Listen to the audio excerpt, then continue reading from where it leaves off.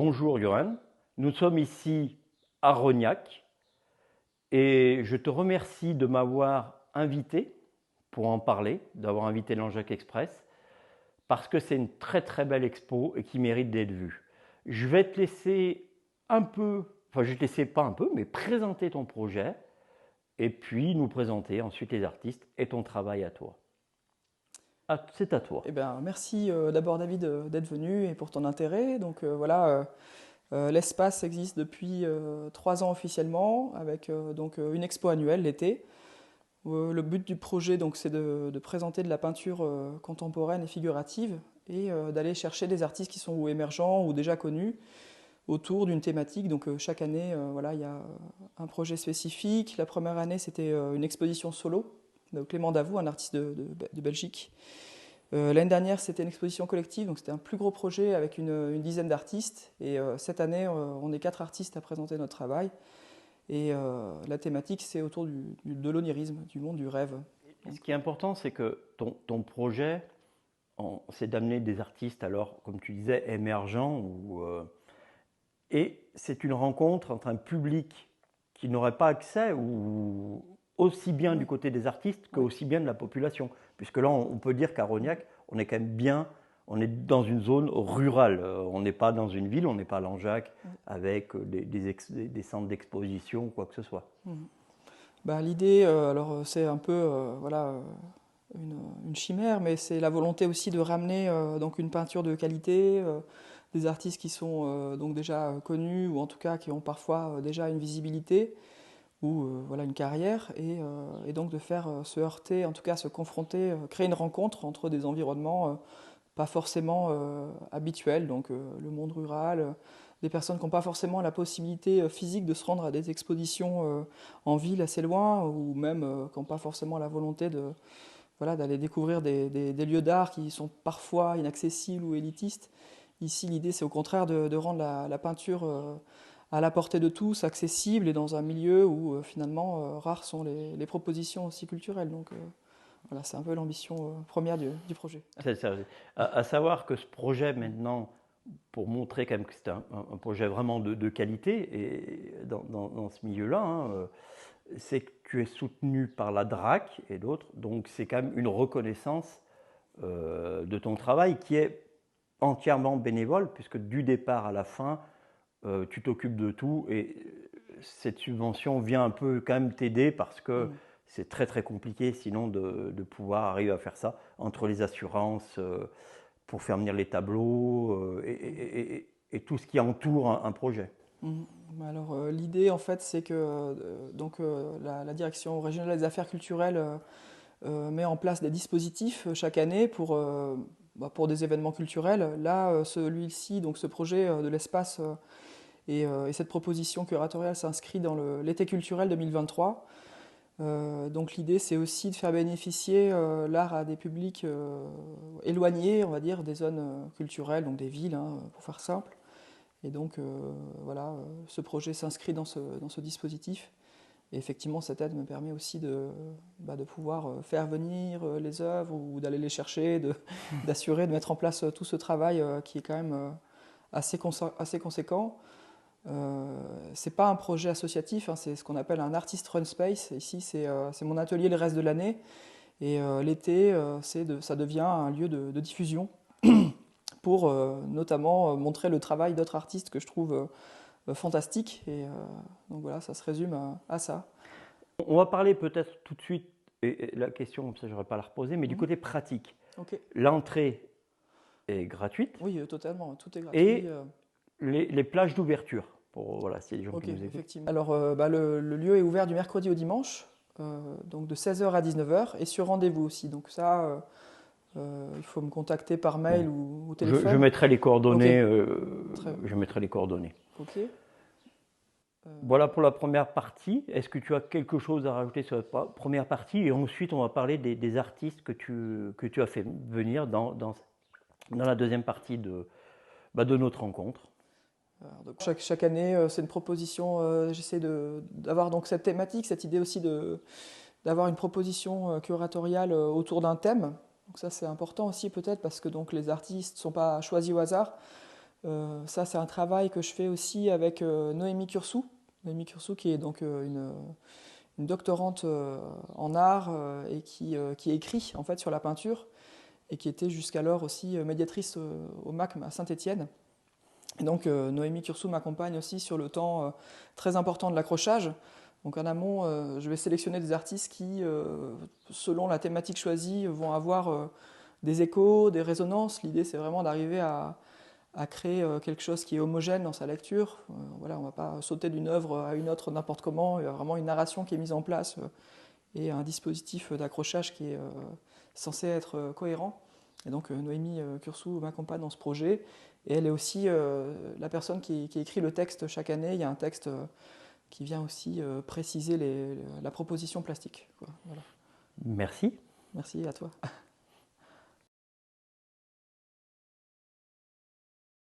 Tu vas nous présenter les 4 artistes qui composent cette exposition. Alors, je te laisse commencer par les artistes féminines. Alors, je te laisse présenter celles qui représentent donc l'affiche de l'exposition. Donc ici, nous avons Barbara Navy qui a réalisé cette toile qui s'appelle Sol. C'est une peinture qu'elle montre exclusivement ici, qui est très récente, qu'elle vient de réaliser pour l'exposition. C'est un motif qui apparaît souvent dans son travail, le dormeur. Donc on le voit apparaître aussi dans La Bonne Fortune. Où, voilà, c'est un motif assez présent. Voilà. Donc c'est une artiste très connue, hein, Barbara Navy, qui travaille à Paris. Il s'avère qu'après l'exposition, elle expose à Leipzig aussi, en Allemagne. Et voilà, elle vient se servir d'images qu'elle trouve sur Internet et télescoper un peu différents environnements qu'elle va mettre en parallèle.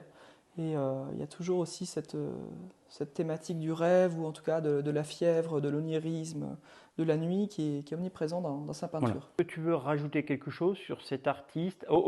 Elle expose combien de tableaux? Il y a 3 toiles ici, donc 3 de toiles. Barbara, donc l'affiche Ouais. aussi, l'image qui a servi à l'affiche, donc La Bonne Fortune. Et puis le qui dernier, est, dernier qu'on le laissera dernier, découvrir, Farandole. qu'on invitera à Voilà, découvrir. il Voilà, faudra ça venir, sera la surprise. Exactement, il faudra venir pour voir. On va continuer avec une autre Ok. artiste. Alors, en plus, une consoeur stéphanoise. Mhm. Bon, je suis bien Alain Jacques, hein, je vous rassure. Mais voilà. Donc, je te laisse nous guider vers un de ces tableaux et nous, Ok. nous la présenter. Voilà, on va y aller Ok. ensemble. Donc là, il y en a 2 là-bas aussi. Voilà, alors là, on va les laisser découvrir et on Voilà, va aller ceux-là, vers ce un de ces sera tableaux. des Voilà, secrets. que, bon, moi, je trouve aussi. Alors, ils sont tous ils sont tous sublimes, les tableaux. Mhm. Celui-ci est vraiment à voir de près. Et là, je vous invite vraiment à venir voir tous. Et puis celui-ci aussi pour l'exposition, parce qu'il rend vraiment magnifique. Bien. Je te laisse présenter l'artiste alors. Ok, très bien. Donc, alors ici, c'est Mylène Sanchez, c'est une jeune artiste de Saint-Étienne, donc comme tu l'as précisé, David. Voilà, elle est jeune, elle a 26 ans et elle sort de l'école des Beaux-Arts de Saint-Étienne. Et aujourd'hui, elle est donc avec la galerie Claire Gasto à Clermont-Ferrand et Paris. Et, donc là, il y a 3 toiles de Mylène Sanchez qui sont exposées ici. C'est une série qu'elle a réalisée en résidence à Molly Sabalta l'année dernière. Donc ce sont des peintures de fleurs, bien que ce ne soit pas le cœur de son sujet. Pour son processus de travail, Mylène Sanchez s'empare donc d'images cinématographiques. Elle va capturer, faire des arrêts sur image dans des films et se servir de ce matériel-là pour la réalisation de ses toiles. Donc voilà, elle a un univers très à elle. Voilà. Voilà, je vous conseille de venir voir pour de vrai. Alors, toute l'expo est vraiment très très bien. Après, le côté artistique, on en parlait tout à l'heure, on a chacun un œil, on a chacun sa vision du travail artistique, de voir un tableau. C'est vrai que tous les tableaux rentrent bien ici. Après, on a un petit coup de cœur pour certains ou d'autres. Moi, j'ai des coups de cœur, alors je ne les montrerai pas. J'ai des coups de cœur pour d'autres aussi. Voilà. Et puis le dernier, on le précisera, on va terminer avec toi, il est assez fantastique parce qu'on dirait vraiment une photo.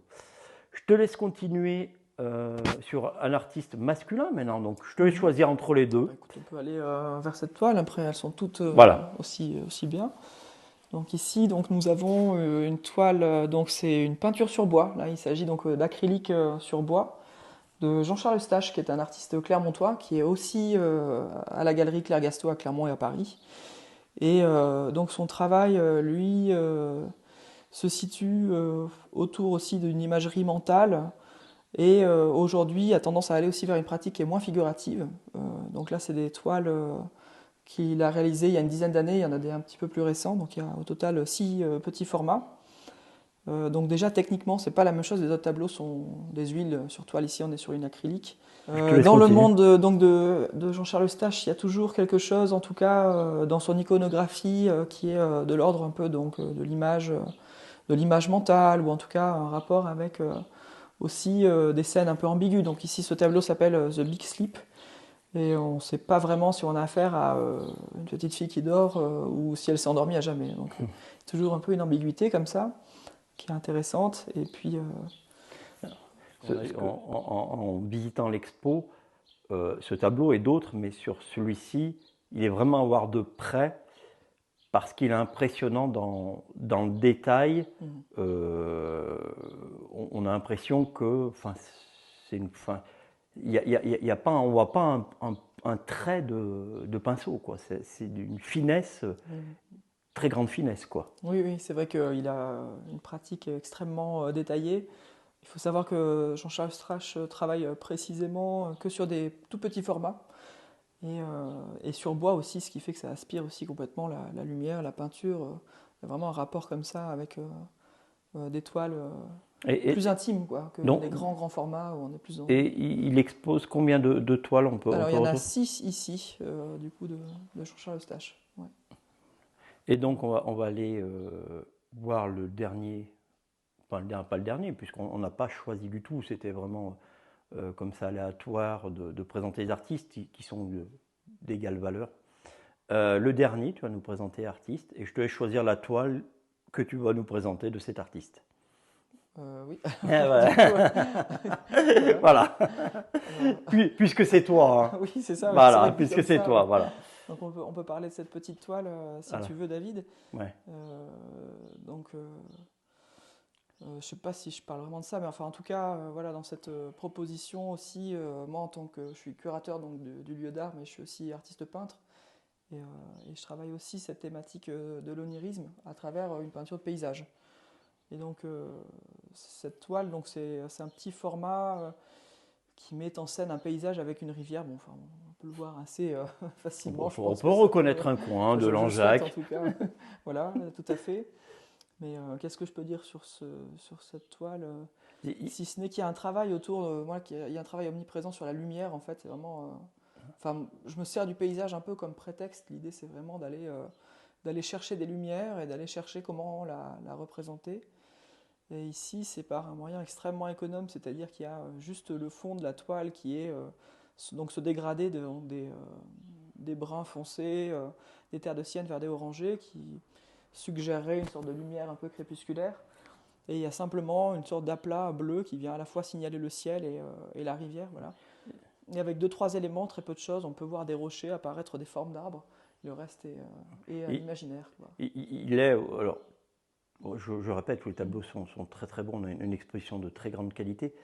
Sur ce tableau-là, je te l'ai dit tout à l'heure, on a l'impression de voir quand même une photo. J'ai trouvé ça impressionnant dans le travail, la finesse du... Bah déjà, c'est une peinture figurative, donc elle figure, elle montre quelque chose qui est existant, ou en tout cas voilà, qui prend pied dans le réel. Mais peut-être ça se situe justement ailleurs que la photographie. C'est pour ça que c'est aussi intéressant et toujours une pratique vivante d'ailleurs. Ouais. C'est le fait que voilà, on peut s'emparer d'outils qui sont iconographiques. En tout cas, voilà, c'est un lieu commun un peu. Voilà, tout le monde a dans son imaginaire, dans son inconscient, vu une rivière, un ciel, des arbres. Je veux dire, c'est des choses qui sont tout à fait banales. Et l'idée, c'est aussi de se réapproprier ça en termes de couleurs, de peinture, de ce que suggère vraiment l'exercice de la peinture, c'est-à-dire un travail de couleurs, de matière, de gestes. Voilà. Mais ce qu'on fera là, on est mieux pour présenter cette exposition, qu'il faut rappeler est jusqu'au 15 août. Donc Voilà. il reste très peu de temps pour venir la voir. Et je pense qu'on refera, on se reverra peut-être pour parler plus de ton travail, de faire carrément à ce moment-là une rencontre sur ton travail. Ce qui pourrait être intéressant, voilà, et qui sortira de l'exposition. On va se retrouver pour la troisième partie, où là, on va parler de toi, parce que cette exposition non plus n'est pas du hasard, et de ce que tu fais et de ce que tu proposes. Je vous donne rendez-vous dans la troisième partie. On se retrouve dans la troisième partie là, de cette rencontre, très belle rencontre. En 2-3 minutes, je vais te laisser te présenter. J'ai une ou deux questions que je te les poserai. Mais effectivement, comme je disais, cette expo n'est pas là par hasard. Voilà. Mon parcours, j'ai commencé bac littéraire, spécialité art plastique. J'ai toujours fait de la peinture depuis l'âge de 8 ans. Puis les Beaux-Arts à Clermont, où j'ai eu mes 2 diplômes. Ensuite, je suis parti aussi un peu dans la musique électronique. Je gère un label de musique. Je travaille un peu pour la mode, le cinéma. Voilà. À côté donc, de la musique, donc toujours cette pratique de la peinture un peu qui a persisté, hein, qui existe donc depuis, j'ai 37 ans, depuis plus de 30 ans presque. Voilà. Tu donnes des cours aussi dans des collèges, dans des lycées. Voilà, je suis professeur d'art plastique contractuel donc dans les collèges. Voilà, ce qui permet de rester toujours aussi dans cet univers de l'art et de le partager à un public de jeunes. C'est qu'il y a une actualité, on va dire, entre guillemets, brûlante, si je puis dire, c'est qu'il y a des stages, hein, c'est ça, je te laisse présenter. Ouais, peut-être c'est pas le mot, mais je te laisse. Oui, c'est ça, c'est des ateliers. Donc, en fait, dans le cadre donc, de cette proposition qui s'inscrit donc, dans le cadre de l'été culturel 2023, il y a aussi donc, des ateliers de peinture sur le vif. Donc, ça aura lieu tout autour du lieu d'art, de l'espace. Et l'idée, c'est que c'est entièrement gratuit, c'est destiné à tout public de 7 à 77 ans. Donc le matériel est fourni. Ce sont des petites sessions comme ça de 3 heures, donc ça va durer donc, du vendredi au dimanche, donc du 27, 28 et 29 juillet, de 16 à 19 heures ici. Donc voilà, c'est sur inscription, mais c'est entièrement gratuit, donc il ne faut pas hésiter à venir. Je mettrai toutes les coordonnées, voilà. Okay. Donc de cette. Pour juste venir à Rognac, alors, venir découvrir Rognac. Voilà, et puis l'exposition en même temps, donc voilà. Voir et faire de la peinture en plein air. Voilà. Merci. On aura l'occasion de se revoir parce qu'on a une deuxième rencontre qui sera aussi un beau projet, là qui sera concentré sur toi. Moi, je vous invite à venir voir vraiment cette exposition parce que c'est vraiment une exposition de très très grande qualité. Et j'ai fait quelques musées un peu partout en France et à Paris. Et je peux vous dire qu'il n'y a rien à envier. Ici, c'est comme à la médiathèque, on a des belles expositions. On a la chance d'avoir des lieux, et celui-ci je ne le connaissais pas, soit éphémères, soit permanents, de très belles expositions. Je te remercie d'avoir pensé à moi pour venir pour cette rencontre. J'en suis ravi. Voilà. Merci à toi, David, pour ton intérêt et ta visite. C'est une belle rencontre. Merci, et puis à bientôt. Et n'hésitez pas, je mettrai toutes les coordonnées. On refera pour le stage, on en reparlera. On mettra toutes les coordonnées, tous les lieux d'expo. Je rappelle aussi que c'est... Alors, je vais mettre le mot super, hein, mais c'est super bien indiqué pour venir. On ne peut pas se tromper. On suit les panneaux et on arrive directement dans la cour. Il n'y a pas de souci. Merci à toi, merci pour l'accueil et puis à très bientôt.